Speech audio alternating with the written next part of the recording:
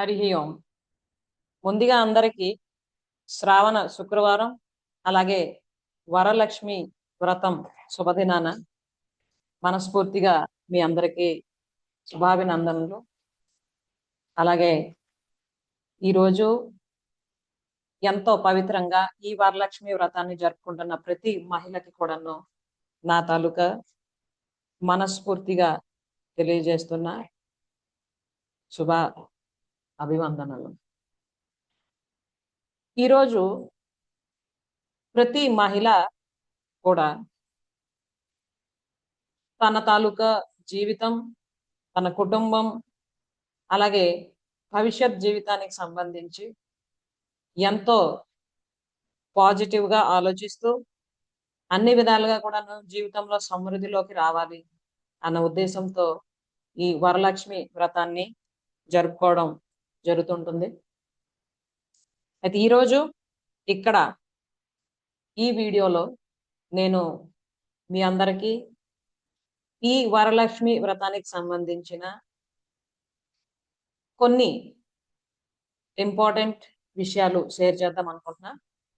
అవేంటి అంటే, అసలు ఈ వ్రతం ప్రారంభం అవడం, దానికి సంబంధించిన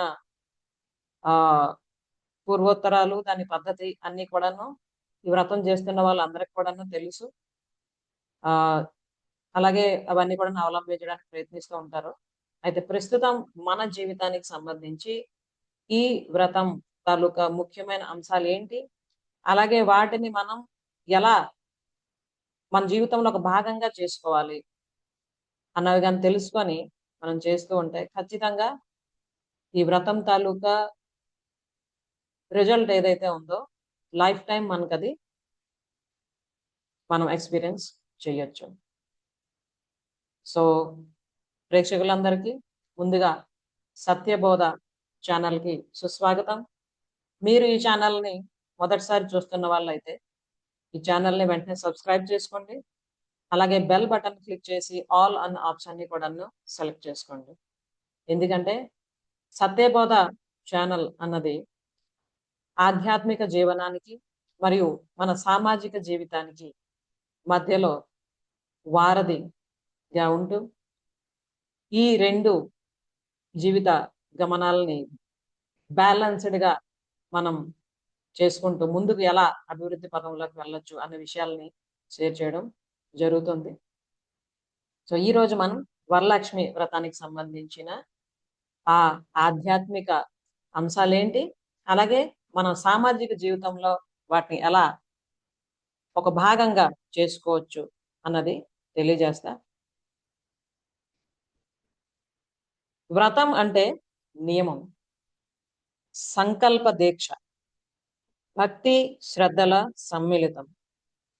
అష్టదిక్కుల నడుమ తల్లి గర్భంలోని శిశువు శరీరాకృతి సక్రమంగా రూపుదాల్చాలి. శిశువు సంపూర్ణ ఆరోగ్యంతో పుట్టడానికి శక్తి అవసరం.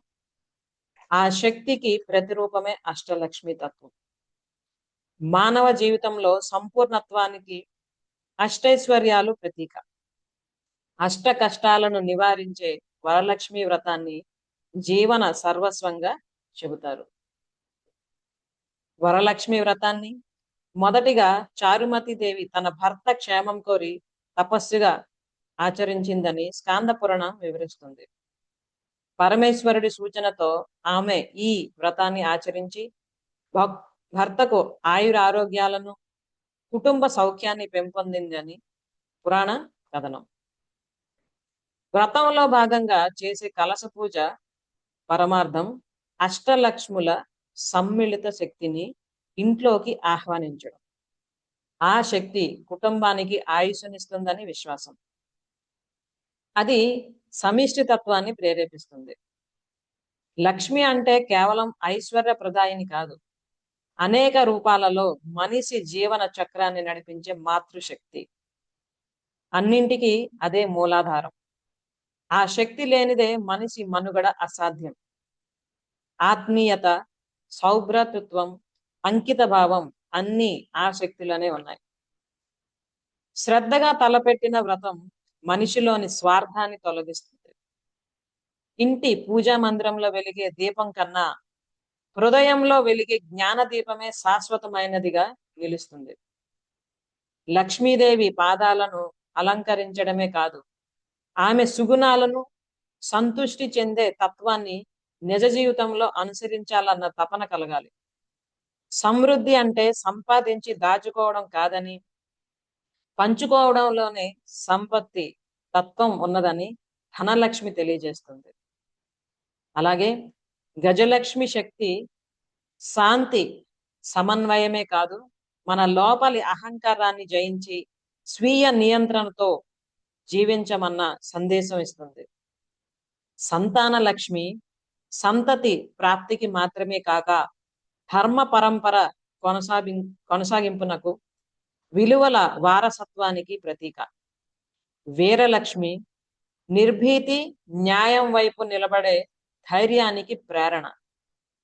విద్యాలక్ష్మి జీవన విజ్ఞానాన్ని, సత్యాన్ని తెలుసుకునే సామర్థ్యాన్ని బోధిస్తుంది. అహంకారంపై నియంత్రణ కలిగి ఉండాలని, అంతరంగ విజయమే విజయలక్ష్మి తత్వమని సూచిస్తుంది. ఈ 8 తత్వాల సమన్వయమే లక్ష్మిని సంపూర్ణంగా దర్శించే మార్గం.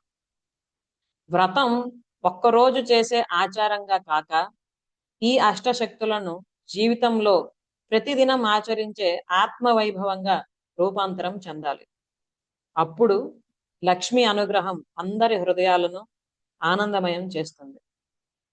శ్రావణ మాసం భారతీయ ఆధ్యాత్మిక చైతన్యాన్ని ప్రతిబింబించే కాలం. ప్రకృతి పునరుజ్జీవం పొందే ఈ ఋతువులో మనుషుల హృదయాలలోనూ భక్తి, శ్రద్ధ, శాంతి చివుర్లు వేస్తాయి. ఈ మాసంలో వచ్చే శుక్లపక్ష పున్నమికి దగ్గరలో ఉన్న శుక్రవారం నాడు జరుపుకునే వరలక్ష్మి వ్రతం త్రికాలబద్ధమైన ధర్మవేదిక. ఇది స్త్రీలు మాత్రమే ఆచరించాల్సిన పూజ కాదు. కుటుంబంతో, చుట్టూ ఉన్న సమాజాన్ని సత్సాంగత్యంతో బంధించగలిగే ధార్మిక, తాత్విక, ఆత్మవైభవ సంస్కారం అది. మహాలక్ష్మి అనుగ్రహం అందరికీ ఉండాలని కోరుకుందాం. సో ఇది ఫ్రెండ్స్, వరలక్ష్మి వ్రతానికి సంబంధించి మనం మన ప్రస్తుత జీవితంలో అవలంబించవలసిన విషయాలు.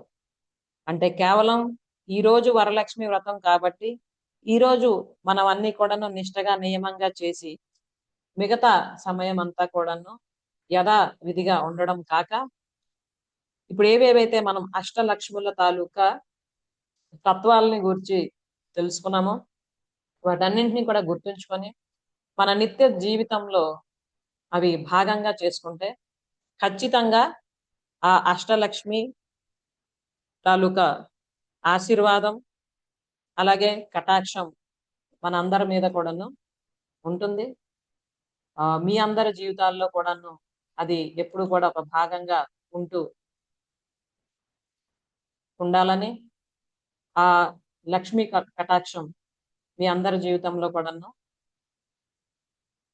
ఎప్పటికీ ఒక సంపూర్ణమైన దైవానుగ్రహంగా కలగాలని మనస్ఫూర్తిగా ఆ వరలక్ష్మీదేవిని కోరుకుంటున్నాను. నమస్తే.